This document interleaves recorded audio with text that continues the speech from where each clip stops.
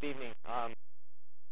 Some time ago I was out hunting, and my dogs started chasing the pheasant, and they were both running in circles about 40 feet away from me. And I aimed my gun to shoot, but I didn't want to hit the dog. So I put down a gun, and I ran up, and I grabbed the pheasant. And I decided to bring it home and build a pen for it, and see what would happen. Now, 3 years later, if you went near my house, you might hear something like this.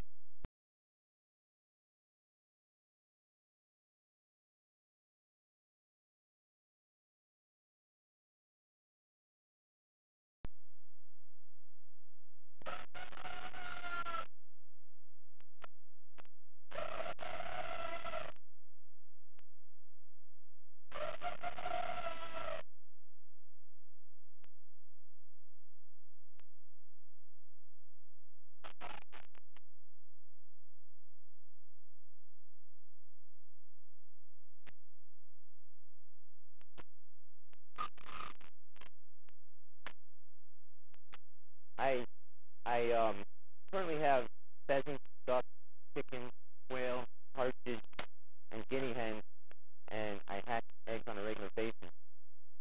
Each mature bird produces about 1 egg per day when it's actively laying, and I collect the eggs on a daily basis, and they can be stored up to 10 days at 50 to 60 degrees before incubation.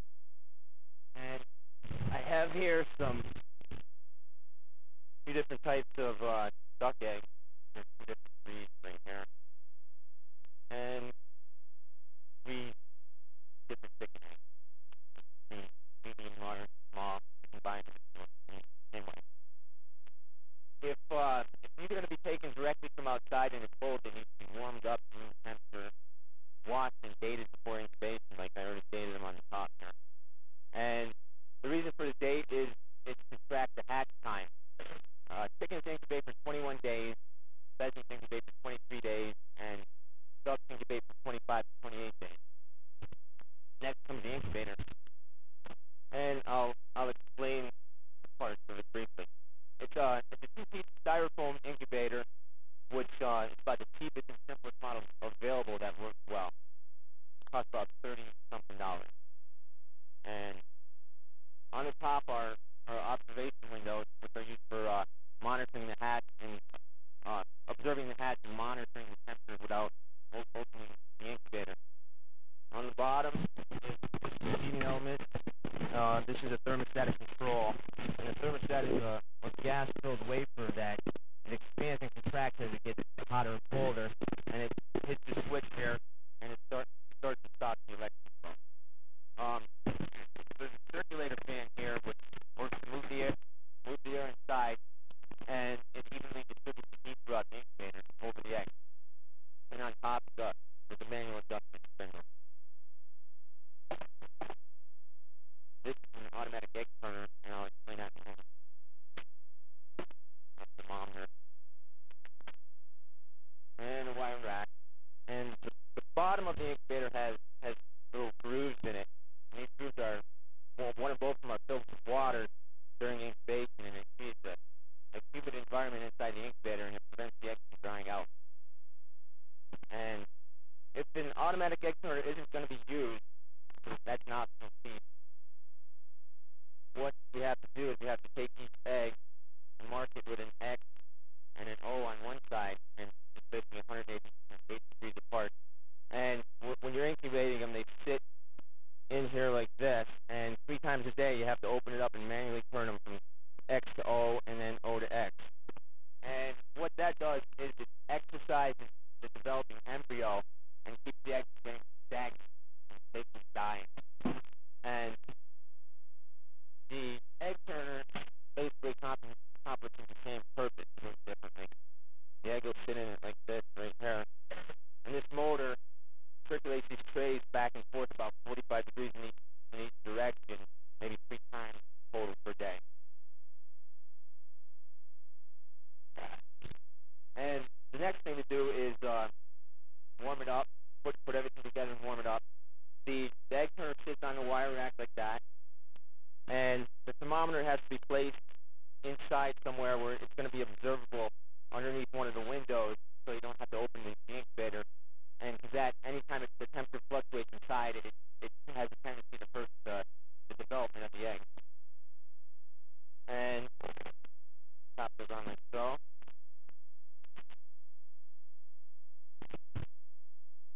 then I'm going to plug it in.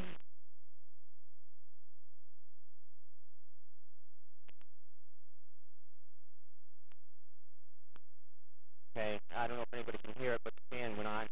And the indicator light says that it's warming up. And what I would do now is add water and fill one of the little groups up with water.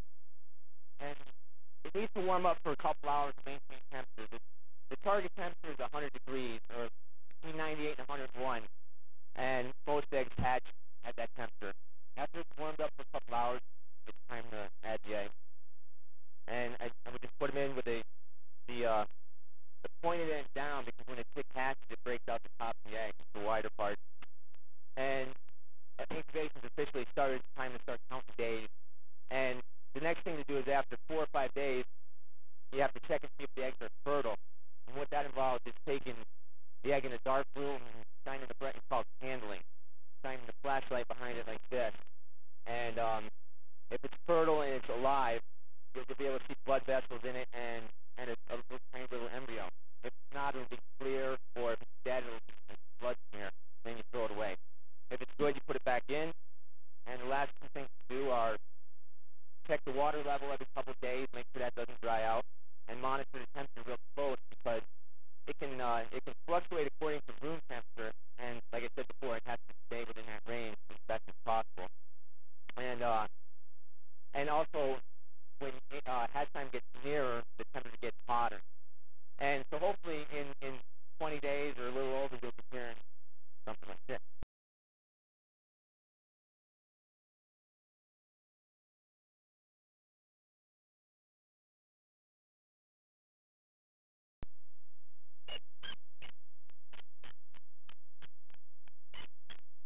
And they're not really newborns, but I had some hatches today, but they didn't make it out in time. But that's it. Anybody have any questions?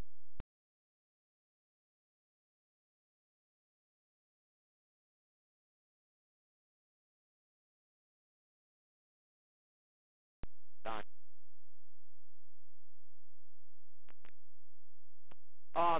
Books, read books, agricultural, like town agricultural. I sometimes have agricultural centers. But I learned by myself, and Agway catalogs. I was going to bring some catalogs in, but I didn't. In the back of Field and Stream, you can order catalogs and you can get that. But Agway has it, and it's usually any food store, depending on which town you live in. Some of the outer line towns have a lot of food. Sheila? That's what I forgot.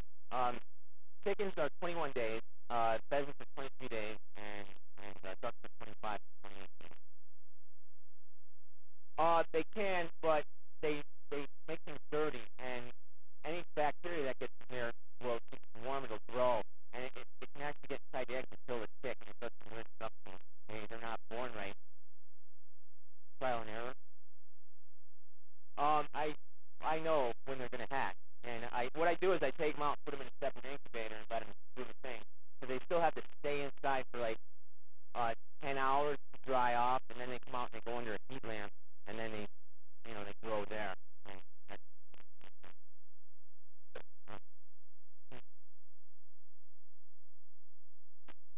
okay. At Easter I sell ducks, at Easter. I eat pheasants, chickens, and ducks, and I let the pheasants go. And I admire having,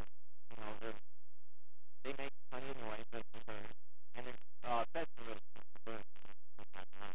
And it's like I said, it started off with something else, and so I'm in the middle of it.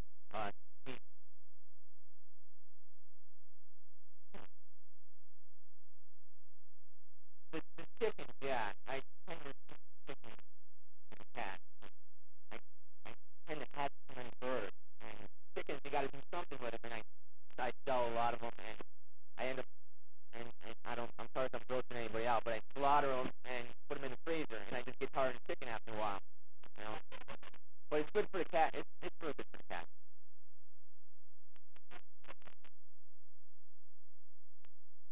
Thank you. no, it actually costs more. I'm not economical when it comes to that, and I just do it for the pleasure of doing it. And also, there's a lot deeper reasons I have, but I can't really get